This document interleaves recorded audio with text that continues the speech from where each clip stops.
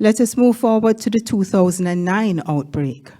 In the 2009 pandemic, which was a very mild pandemic, and just to clarify, when WHO will declare a pandemic, it's because of the number of countries that are being affected within a certain period of time.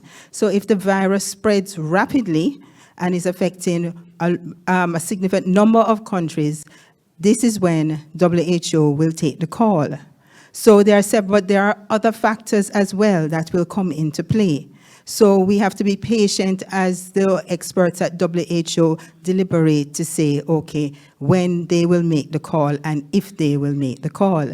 In the meanwhile, when we go back to reference to hurricanes and hurricane preparedness, we may say, what does hurricanes have to do with pandemics, with viruses, etc.? And when I heard that analogy, that at first I really was not too convinced with it, but it does. Because just as with hurricanes in Jamaica and within the other regions, we have a systematic approach. You know something is coming, you prepare. We have to adapt that kind of approach to emerging infectious diseases as well, and be prepared for when they arrive on our shores. In May 2009, we had the first case, imported case, of H1N1 into Jamaica. And this actually was a traveler who went to New York and who had returned.